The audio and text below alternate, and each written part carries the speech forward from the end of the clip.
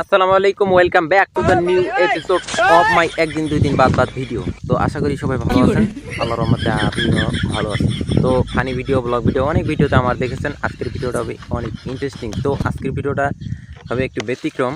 তো এটার নাম কি একটু কমেন্টে জানাবেন। এটা হলো মাছ রাখার একটা পাত্র, এটাকে আমাদের ভাষায় বলা হয়, আর যাক ওটা না বলি। তো এর আগেও আমরা প্রচুর পরিমাণ মাছ ধরতাম, কিন্তু মাছ ধরার ভিডিও আপনাদেরকে দিতে পারিনি, দুঃখিত। এর ভিতরে একটা রহস্য আছে যে মাছ ধরার ভিডিও দিলে আমাদের উপর একটা প্রেশার বা চাপ পড়ে, যে চাপটা আমি নিতে চাই না, যার কারণে আমি মাছ ধরার ভিডিও দিতে পারিনি। প্রচুর পরিমাণ বৃষ্টি হচ্ছে, সিলেট, সুনামগঞ্জ, মৌলভীবাজার, এমন বিভিন্ন জায়গায় বন্যা হচ্ছে। তো আমাদের এদিকে বন্যা হয় না, এদিকে নদীর পানি বেশ কিছু বেড়ে গেছে। 3-4 দিন থেকে আমার একটা জাল নদীতে পানির নিচে ডুবে আছে, সেটা আছে না নাই সেটা আজকে দেখার জন্য আসছি। তো দেখবো সেই জালটাতে কতটুকু মাছ পড়ে সেই জাল। তো যে আশা করে আমি আসছিলাম যে আজকে এই নদীতে পানি এই পর্যন্ত, আর ওই জায়গায় যে স্রোতের কারণে আমি ওই জায়গায় যাইতেই পারলাম না। আমার জাল যেটা বসা নিয়ে আসছিল, ওই জাল আছে কি নাই আল্লাহ জানে। তো এখানে আরেকটা আছে, তো আপনাদেরকে তো দেখাইতে চাইছি যে মাছ কেমন পড়ে, কেমন মাছ, কেমন জাল, এটা তো আপনারা সবই জানেন। তো এটা একটু দেখেন, ওটা তো আমি মানে ঠাও বেশি পাই না, আবার স্রোত বেশি, তো এটা একটু দেখেন।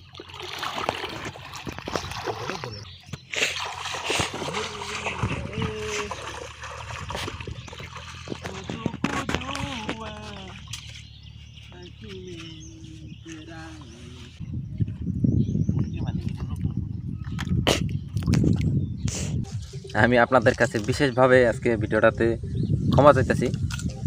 নদীতে একটু পানির স্রোত বেশি, আর পানিও একটু বেশি নদীর মাঝখানে জাল, সেই তো জালটা উঠাতে পারলাম না। আমি নিজেই ব্যালেন্স হারাই ফেলেছিলাম, কোনো মতো উঠছি। আর মাছ দেখাইলে আমাদের উপর কি প্রেশারটা পড়ে সেই প্রেশারটা আপনাদেরকে বলি, যে আমরা যেই জায়গায় জালটা বসাই সেই জায়গার লোকেশন যদি কেউ জানে, তাহলে জালটা হারানোর একটা ভয় থাকে, চুরের একটা হামলা করার, চুরি হওয়ার সম্ভাবনা থাকে।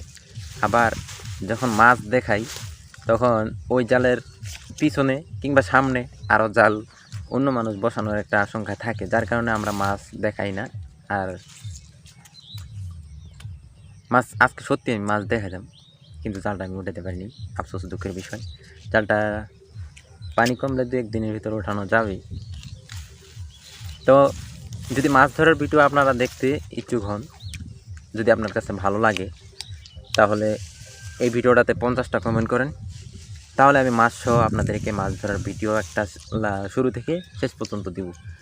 তো আজকের ভিডিওটা এই পর্যন্তই। সবাই ভালো থাকেন, সুস্থ থাকেন, আল্লাহ হাফেজ।